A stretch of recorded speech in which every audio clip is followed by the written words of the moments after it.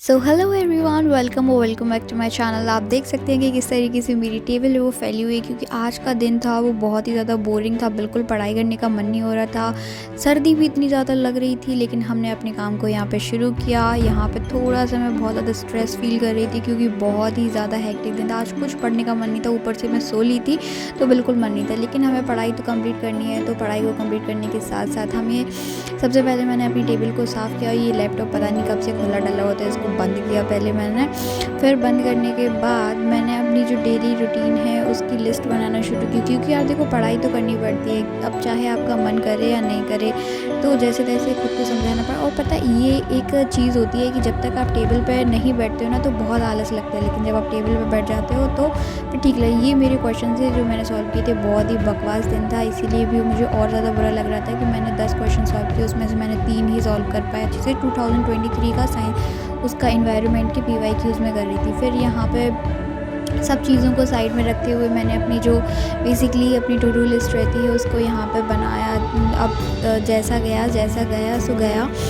फिर मैंने अपने आप को संभाला, ठीक किया जैसे तैसे। फिर यहाँ पे मैंने साइंस एंड टेक्नोलॉजी के बारे में, बायोटेक्नोलॉजी को कंप्लीट करनी है। मेरा इन्फॉर्मेशन टेक्नोलॉजी है वो ख़त्म हो चुका है। Current affairs, environment, means answer writing, CSET, फिर इसके बाद में हॉलिस्टिक रिवीजन, ये सारी प्रोसेस। तो चलो विदाउट एनी फर्दर डिले हमें अपनी पढ़ाई को स्टार्ट करना चाहिए। सबसे पहले हम स्टार्ट करेंगे यहाँ पे बायोटेक्नोलॉजी के साथ। तो बायोटेक्नोलॉजी से ऑलमोस्ट सारे ही लोग अवेयर होते हैं कि कितनी इंपॉर्टेंट रोल प्ले करती है हमारी साइंस एंड टेक्नोलॉजी में। यहाँ पर मैंने बायोटेक्नोलॉजी के बारे में पढ़ा, उसका जो बैकग्राउंड है कि कहाँ से ली गई है, बेसिकली आपके एंशिएंट टाइम पे कैसे यूज़ की जाती थी, फिर इसके साथ इसके क्या क्या सोर्सेज हैं, एग्रीकल्चर बायोटेक्नोलॉजी क्या होती है, फिर सिग्निफिकेंस यानी कहाँ कहाँ इसका यूज़ किया जाता है, जैसे हेल्थ सेक्टर हो गया, फिर करंट सिचुएशन क्या है। फिर इसके साथ ही ये सारा बायोटेक्नोलॉजी को कंप्लीट करने के बाद यहाँ पे मैं द हिंदू जो न्यूज़पेपर था उसकी तरह मूव ऑन हो गई, क्योंकि करंट अफेयर बहुत ज़्यादा ज़रूरी होते हैं। और सुबह से उठते ही मैं सबसे पहले रिवीजन करती हूँ, ताकि जो माइंड में रहता है वो मतलब आपकी टेक्निकल चीज़ें ना जाएं। और फिर इसके साथ समय तो आपका निकलता ही जा रहा है इस तरीके से। तो अच्छा हो या बुरा, आपको हमेशा स्माइल करके रखना है, क्योंकि यार समय पता बहुत ज़्यादा गंदा हो चुका है आज के टाइम पे।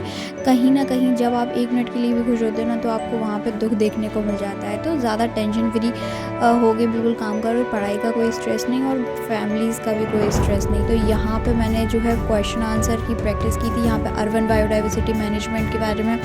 फिर मैंने उसके कुछ की पॉइंट्स लेके, अगर आप लोगों को पॉज करके देखना चाहते हो तो बेसिकली आप देख सकते हो, क्योंकि कोई आंसर चेक करने वाला नहीं होता है तो मुझे समझ में नहीं आता है। तो अगर आप लोग इसको पढ़ते हो और मुझे कोई ऐसे सजेशन देते हो कि मुझे और कोई जो पॉइंट्स है इम्प्रूव करके देखना चाहिए, तो आप लोग मुझे बता सकते हो। ये जो आंसर राइटिंग रहती है ये काफ़ी इंपॉर्टेंट रहती है। फिर आज का दिन जो था वो बहुत ही ज़्यादा हेक्टिक था यार, कसम से बिल्कुल पढ़ने का मन नहीं कर रहा था। टेबल पे बैठे बैठे ऐसी नींद से चढ़ रही थी, मैं बता नहीं सकती। लेकिन फिर मैंने जितना बचा कुचा पोर्शन था उसको रात को किया, थोड़ा पानी वानी पिया, ताकि मैं थोड़ा स्ट्रेस जो फील कर रही थी उसको ना करूं।